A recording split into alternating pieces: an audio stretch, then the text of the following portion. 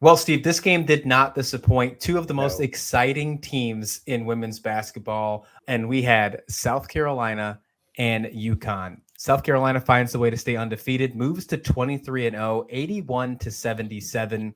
This was a fantastic game. At the beginning of this game, but we should have known, but at the beginning of this game, UConn had a commanding lead after the first Hmm. quarter. It was what, 25 to, I believe, 12, something around that line, 25 to 14, excuse me.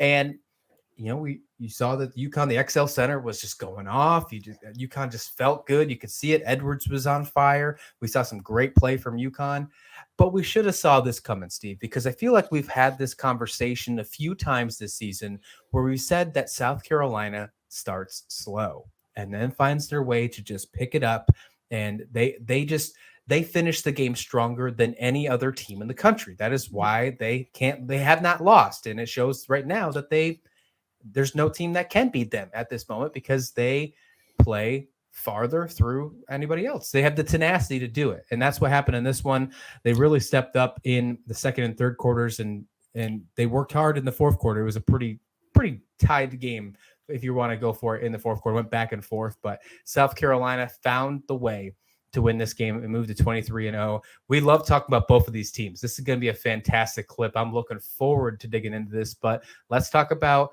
the defending national championship, the national champions, I should say, for this national championship rematch, South Carolina Gamecocks. What a fantastic game they had. They took the game back starting in the second quarter. I mean, they willed this outcome. They had some interesting moments to sweat out. I mean, over the last 2.5 minutes of the game, UConn really was valiant in trying to storm back. But South Carolina, they took this game. They knew it was theirs, and they took it back. They dominated, on the boards. As far as second chance points, I think it was 25-10. I think it was, or it was 20. Yeah, it's 25-10 for second chance points. That's what the Gamecocks do, And then eventually, South Carolina just started to increase their production, not only just on the boards, but there was some really nice passing. Their perimeter shooting got a little bit better. They just seem to gradually, just open up and bloom. It's almost like a flower. In the morning, it's all kind of shriveled up and things, but then once the sun really warms it up, then it starts opening up. That's what it's like watching this Gamecock team. So even though they were down in the first quarter, you just had the sense, even with that, like you said, the atmosphere, there was just amazing. I mean, you could literally feel it at home, but that's also, I think, what made them holding off the UConn charge late that much more special. They dug deep inside and they rose to the occasion again and did just enough. They were just always one shot and one board and one pass ahead of UConn from the second quarter on. And I think that really sums up what Dawn Staley's teams do to every opponent. I mean, ultimately, they're always going to be at least one bucket or one rebound better than you, no matter how hard and how well you played. And UConn played a great game. Aaliyah Edwards played the best game that I personally have seen her play. And she's had some really great moments. But for me personally, her performance was the best I've ever seen her play. And what's crazy about Edwards is that for the majority of the game, she was in foul trouble. We saw her sit about a couple minutes left in the second quarter because she hit 3 fouls. She had to get pulled early in the third quarter because she got her 4th foul. She never got fouled out, but it seemed like the entire second half, she was always playing she had to play a little off the ball, if you will, because she just had to worry about her foul trouble. They really got to her early in this one. Now, I know that Nikki Mule and Lopez Senegal fouled out, but that was towards the end of the game. So don't really take that one too lightly if you're looking just at the stats and you didn't really pay attention to this one. But yeah, I mean, Aaliyah Edwards was fantastic. 25 points, 4 rebounds, 10 for 14 from the field in only 29 minutes, as we mentioned, because of the fact she had to sit out for all that foul trouble. I have to think in my mind. And I know that this is just semantics, and you have to really, obviously we know that UConn has been dealing with a lot this year with injuries and so on and so forth. The Edwards thing, if she could stay out of foul trouble, does this game look different? You could make that sure, fine. However, she was in the game. But something that comes to my mind is, what if AZ Fudd is in this lineup? Because there's a possibility that we could see this game again come March, early April. There's a real big possibility. I mean, we saw it last year, and what we saw in this game, wouldn't be surprised if we saw it again in depending on where they sit in the bracket, a Final Four or a national championship rematch for the second time. If an AZ Fudd is there, what does that do for this UConn team? It just, obviously, I'm not trying to take anything from South Carolina because they did a fantastic job, but it's in my mind. I have to think of that. What happens if we see Fudd in this lineup against this South Carolina team in the tournament? Well, I think it changes the matchups that Dawn Staley and the rotations that she uses. But Dawn Staley set scenarios like we're alluding to here up starting early on in the year. It seemed that every night somebody that we weren't expecting either led the team in scoring or had a career night or had a really big night. And, she's been getting all of her players into key moments depending on the opponent. Yes, you always have Boston, and Cardoso. You generally always have that. But look at the point guard. Raven Johnson has come back. She played 36 minutes, was it? Yep. Yeah, she played 36 minutes. She'd been coming off the bench before, but it worked. It worked. It helped her, as a younger player, kind of regain her rhythm and her balance. And so now she is ready to step up. I think Raven, she's made to play a team like UConn. It brings out the best in her talents, but it wouldn't surprise me in a tournament game that perhaps Raven Nelson does come back off the bench again. So what we saw in what Dawn Staley was doing and what some people were saying, I don't understand. I think South Carolina Gamecock fans, on all the comments on the various games that we've covered this year here on Slasher U with South Carolina, they were always bringing up points like, hey, this was a good matchup. Or, I understand, she's not managing minutes. She literally is. She has such a depth of talent on her roster. She can choose and say, as well as you played last game, you're not going to start this one, or you're not going to get as many minutes because I think this player A, is going to be more effective than player B. So it's when you have that kind of talent that South Carolina has, you can afford to do that. So I think when you say, okay, if Fudd is there, that's true. It's a different game, but I think you then see a different rotation of players into that game that to a certain degree neutralizes that addition. It doesn't, a player of that caliber, you don't take the entire game away, but you can sort of contain it, if you will. And I think that's what makes South Carolina virtually unbeatable, because no matter who they're playing, they have the talent to just mix and match in order to get the best results out of their team. If a player is going to be more valuable late in the game coming off a bench, then great. They've already taken that role in earlier games, and people that are on the bench now have started a lot of games that we didn't expect. So I think that is why South Carolina is so dangerous. We got the LSU game coming up with them, and LSU is just, they can just score at will. Are they going to be able to score at will against whatever Dawn Staley has devised? And I'm sure she has the game plan already devised, and I'm sure they're already practicing. Even though, yes, you're playing the opponent now, I'm sure that she's stressing in practice, when she blows a whistle, hey, if you do this against LSU, you're going to get beat, off the dribble or whatever it is. So, yeah, you can't help but root for this UConn team, though, Christian. You just, what heart this team has demonstrated. Yeah, I would love to see South Carolina UConn rematch, whether, like I said, it's a national championship or a Final Four, because I do think that this has been the best matchup so far this season. I know the South Carolina Stanford game went to overtime, but I thought this game was more of a competition, if you will, because we saw this UConn team who wasn't at their very best, if you will, when it comes to player-wise and health, but they gave it their absolute all. And South Carolina came to play as well. I just thought that each team brought their very best out in this one. They knew what was at stake. It was the national championship rematch. They both played really hard. South Carolina played really tough on the road. That just shows how great of a tournament team they're going to be, which if you had any doubt, like you didn't, right? And then I think the craziest thing, and I think we haven't heard this at all before, but Aaliyah Boston got a double-double. That's really crazy. I don't think we've ever heard that before in the history of college, history of her career, but she got another double-double in this one. And so did Cardoso. South Carolina has some really good defense, and as long as they don't overlook Auburn on Thursday night, we're going to get what we are hoping for in the middle of February. 2 undefeated teams. It should be number 1 and number 2, but right now it's number 1 and number 3, Indiana sitting between them, South Carolina and LSU. As long as they don't look over Auburn, LSU has no more games until South Carolina. This game is going to be absolutely electric. Sunday, 2:00 Eastern on ESPN.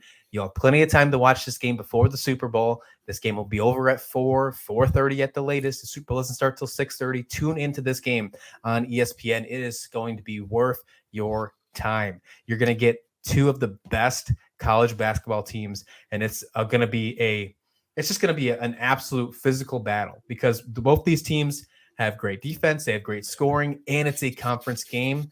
I'm so looking forward to this one, and we will finally see the winner of this game. Obviously, will be number 1 in the country. There's no doubt about that, but we'll finally see that people have some question marks. Is LSU better than South Carolina? I'm not going to say they are. Again, and you know me, I'm not going to ever bet against Don Staley on this podcast, ever. I've said that a time or two. But I would love to see what LSU has under their belt and ready to go. I know we talk about South Carolina a lot. We haven't talked about LSU a lot, but Angel Reese and that team, she's averaging almost 24 points a game, 5th in the country. She's 2nd in the nation in rebounds. I mean, it's going to be tough to stop her and that Tiger squad, Steve.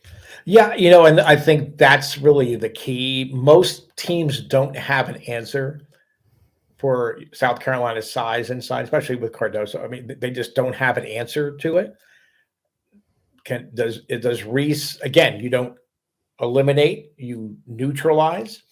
Can Reese do that? I think if you can take Cardoso out of the game or off her game a little bit, I think that provides opportunities for a team that could score like LSU to maybe get the Gamecocks back on their heels a little bit. But it's just it's a shame that you have 2 undefeated teams in the same conference. I mean, I like to have that hanging out there going into the tournament. So that's like the undercurrent for the entire tournament.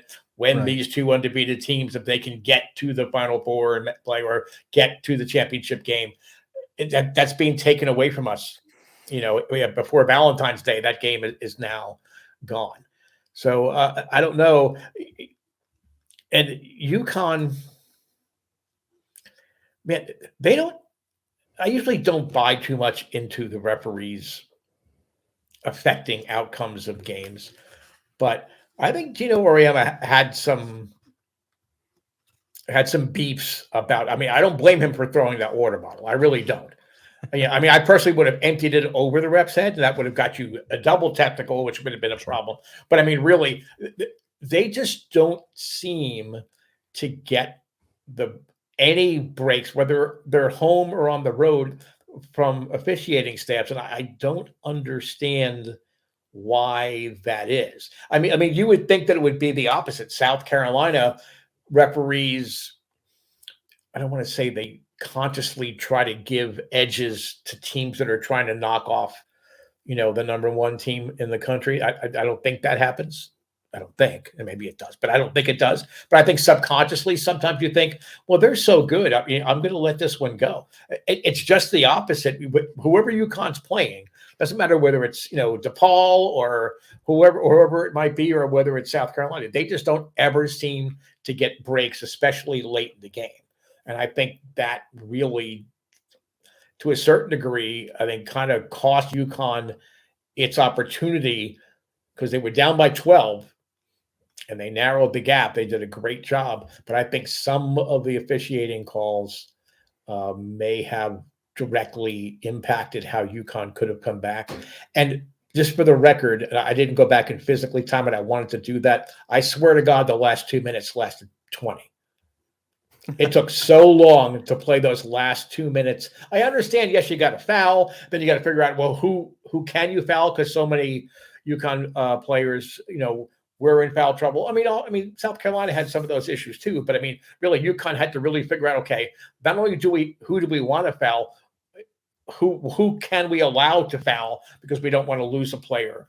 Like you said, Senegal was out. I think it was like 30 seconds left. So she played 40 minutes for all intents and purposes. But who we didn't mention, thinking about UConn? Aubrey Griffin. Aubrey Griffin had a really nice game. She played, the entire game. I mean, she's back from that back surgery she had. And I don't care whether you say, oh, well, it was routine. There's no such thing as routine back surgery. That's true. But she has really battled her way back. And, I think that she played just a fantastic game, a game that maybe you don't think about. But I mean, it was pressure. She was up tempo, high energy the entire game. She drove really what UConn did, I think, throughout that game. So now, we talked about FUD, but now we're talking about Aubrey Griffin really maybe starting to peak here at the right time. How does that help UConn's fortunes going into not only the Big East tournament, which I think is a non-issue for them? I think, even if they would get upset somehow, I think really, they're going to get themselves a nice seed in the tournament. But if Aubrey Griffin plays like she did, and she truly is 100%, which she has appeared to be the last couple of games, that's a game changer. I feel like we have to bring this up since we've talked about this topic in almost every single UConn segment.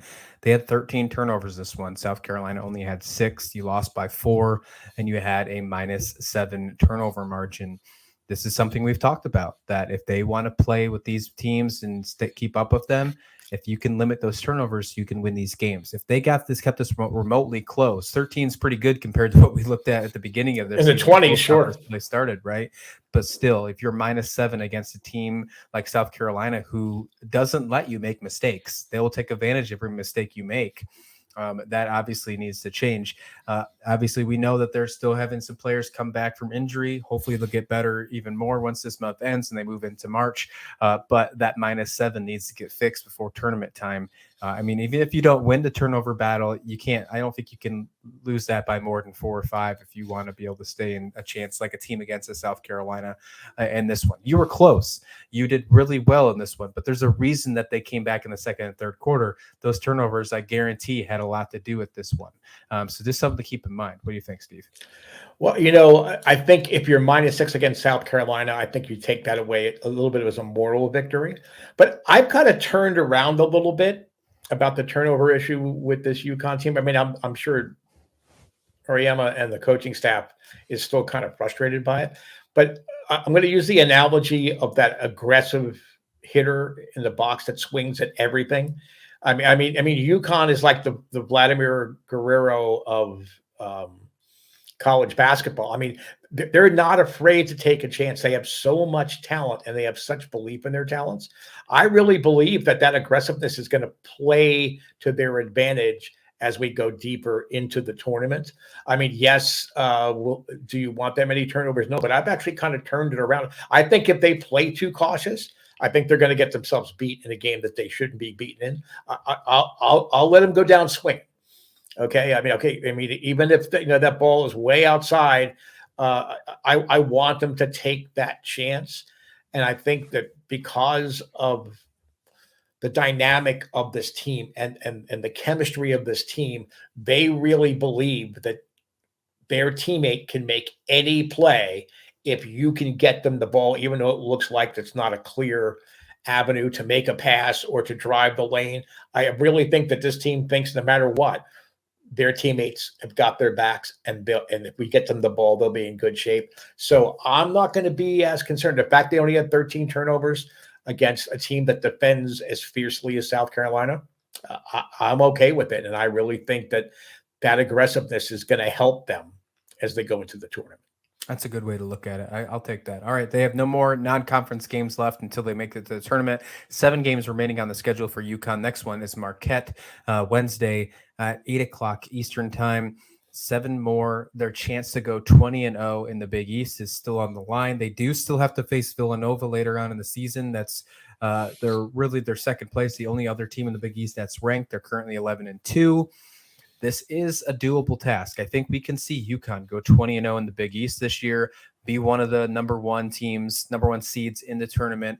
I could find them sitting as the 3 seed or 4 seed overall, third or fourth ranked in the nation, but be a number 1 seed. I could see that absolutely happening, especially if they go undefeated in conference play.